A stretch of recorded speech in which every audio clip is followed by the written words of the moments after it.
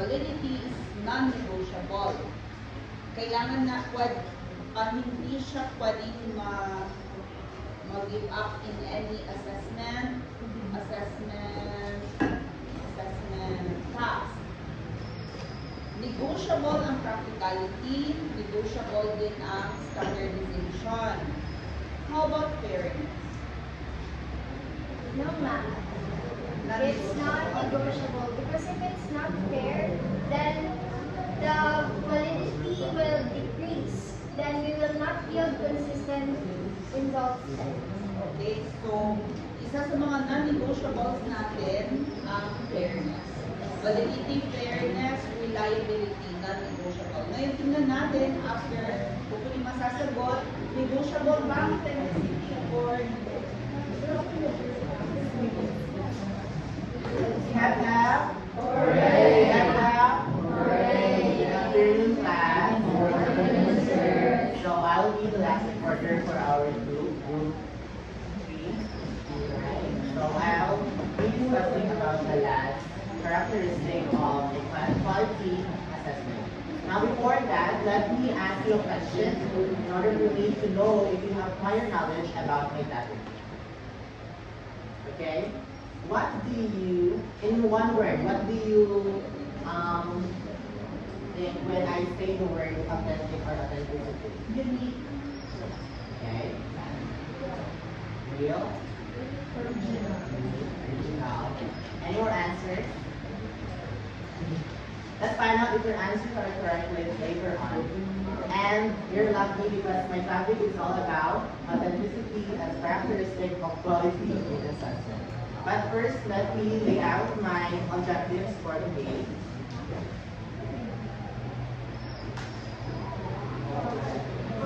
Only 3 na. Let us find out if your answers are correct. So authenticity, please read. Authenticity is the quality of being genuine or real. You might question the authenticity of your ancestry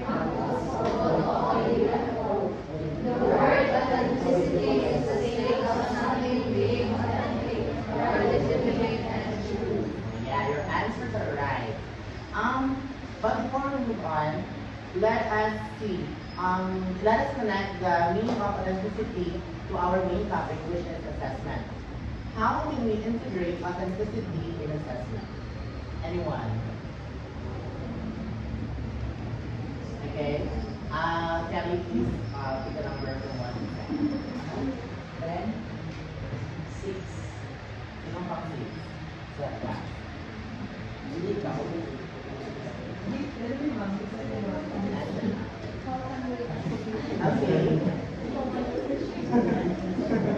Mrs. Arian, how can we integrate authenticity in assessment?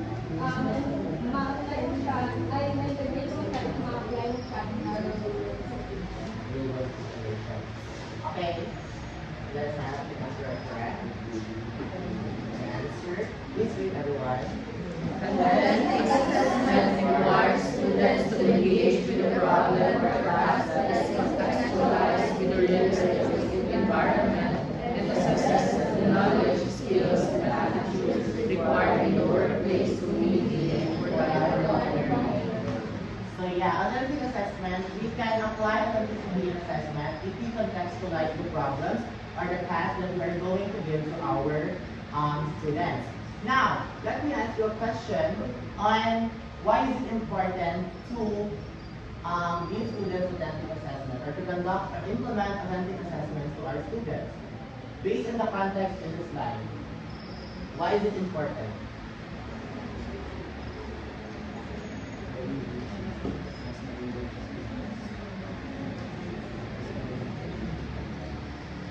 Anyone?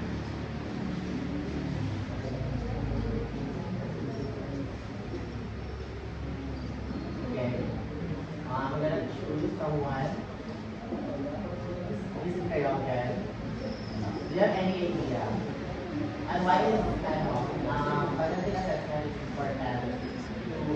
Why is it important to implement authentic assessment to our students? So it is important to implement authentic assessment in students for the students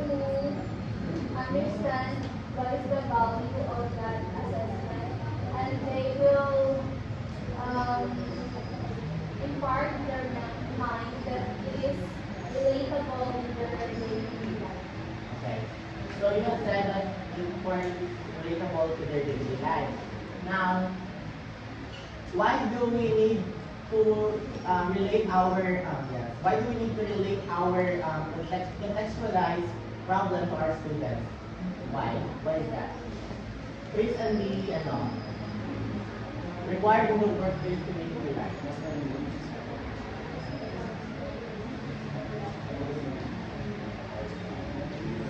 Why is it important?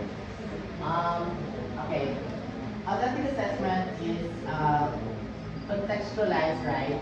Na-contextualize na yung mga problems in a way para makarelate yung mga students sa mga task or assessment na binabigay natin sa kanila.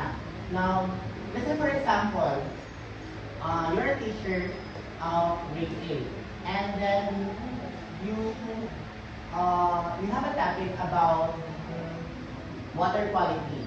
Now, as a traditional teaching style na paper and pen assessment, siguro yung multiple choice mo lang kung i-assess mo na sila about sa topic na yun. If i-contextualize mo yun na topic, how would you do it? Like yung water quality sa students. Like you make scenarios like is alam mo talaga na yung scenario na yun is ginagawa talaga ng mga students.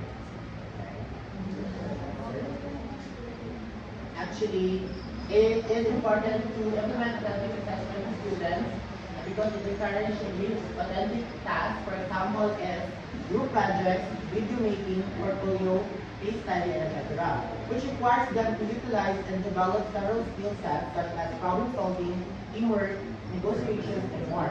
These competencies are absolutely critical for students when working in real life. So that is the main focus of authentic assessment. It is to prepare the students for real life scenarios in the future. It may be in the workplace, in the community, or even in their private life. Now let's go back to the example kanina. Sabi ni Ika Yoven is i-contextualize natin yung problem na makarelate ng mga students. Now how can we create an assessment na na-contextualize na related to the Okay, I'll give one and I'll give one. So, ang traditional paper and pen is magbigay ka lang ng multiple choice na na-recite example. But if we do it in a contextualized way, if we contextualize natin siya na assessment, we can give them a task na they can gather data in their own neighborhood. They can collect data in the waterways, in the canals, and they can examine the quality of the water. So, sa tingin ko ba nakarelate yung mga students ko? Bakit? Because it is already applied. Sa neighborhood mismo, makarelate nila kasi sa gano'n sa lupa, makita nila yun, yung mga paligid. Now, in a testing assessment, it is very important for the students para mag-prepare because sila for the future. It might encounter sila na same scenario kagaya din sa mga nabigay natin ng mga contextualized na problem. Now, sa ginawa ng students na nag-examine sila ng water, sa tingin nyo ba may nasolve na sila ng problem sa community? Sila nasabi ng yes? Sila nasabi ng no? May exposure sila. Technically, you said yes. Sa tingin mo, sa pag-examine nila ng waterways, ang quality ng water sa kanilang neighborhood, do you think may nasolve sila ng problem doon? For me, it's a yes, because from the gathering of information, then from the gathering of information, I examine the water quality, therefore from that examination, they can get ibabala or an information that, kumbaga, ito this is the water quality of this community. Then from that information, you can help the community to lessen if the quality of the water is bad, they can lessen the use of it. Okay, so you're saying that they could create a video to raise awareness about the waterways and how to Yes, it can be for. keep it in mind that the only task that we give is to to gather data in the waterway. So, sa tingin mo, may nasol ka na siya sa pag-gather ng data sa community? Oo. So how do you think we can make that gather data para gawin na lang yun na way to solve problems in the community? Let's say for example, yung nag-gather na data is very low, like mas bababa sa average na quality ng water. How can they inform their How can they use that data? I think by using yeah,